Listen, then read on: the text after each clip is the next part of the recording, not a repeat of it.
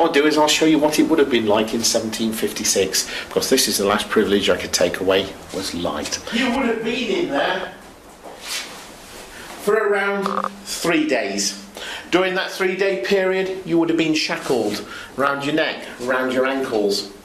Those shackles were to stop you running away. You were led through to the cell. Your first job on the 3-day period was to dig your own grave in the grounds outside.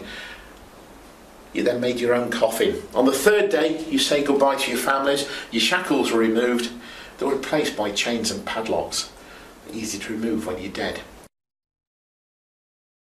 There are malign spirits. There are all sorts of... that the Bible has plenty of accounts to give of spiritual experiences that are profoundly unhelpful to people. And there are those in the church who practice exorcism. She said, I found out what it is. She said, in my bedroom, I've learnt this. In my bedroom, there was a paedophile living, an old man. And my bedroom was the room in which he used to interfere with children. And she said, there's something evil in this house, in this bungalow, and I have been picking up the evil vibes as long as I've been here. You were then led through. You say goodbye to any family members. Yes, we even charged them an entrance fee to enter into the jail to say their goodbyes. And then you were ushered outside. You were placed on the back of a horse and cart, led over to Nuns Green, where in front of crowds of upwards of 20,000 people, you did your final dance on the end of the gallows. No wonder people don't want to move forward from this place. November the 7th, 1817, 192 years ago, we actually hung and beheaded 3 people on the pavements just outside. They were Turner, Ludlam and Brandreth, and they were charged with high treason. Originally, they should have been hung, drawn and quartered. Jeremiah Brandreth, he's been seen in here, comes through sometimes, sit next to people. Sometimes the 2 dimensions, because that's where I believe the spirit world and this world are separated by dimension, not geography. And I believe that sometimes those 2 dimensions overlap a bit. And we get, just for a split second, to see that next dimension.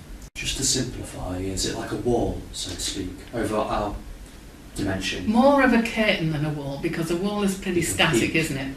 Whereas with a curtain, the wind can blow and open it up just a fraction for us to get a glimpse.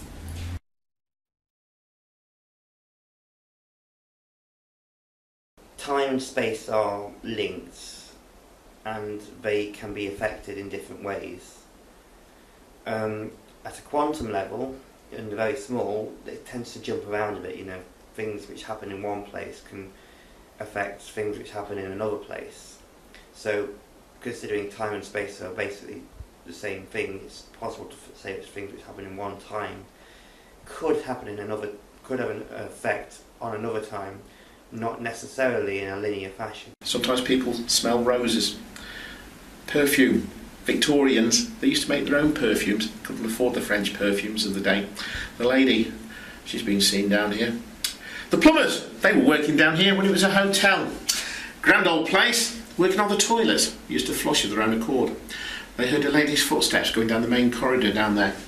They went outside, sure enough, there was a lady there. Fur hat, fur stole, long coat. She also had the seamed stockings and a handbag. Like ladies from the 1930s going to the races for the day. Unfortunately, this was the 1970s. There were no races on. They followed the lady up the corridor, up the stairs, onto Friargate. Looking left and right, she disappeared, and there was no footsteps in the snow either.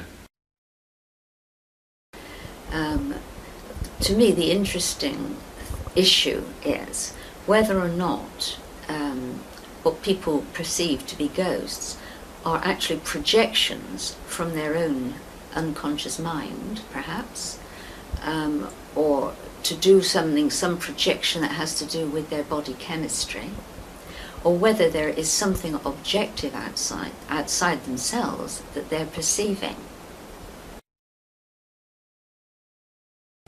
I have no evidence of possession at all. I've not come across any evidence of that. What I have come across is evidence of obsession. different thing altogether. People have needs, you know.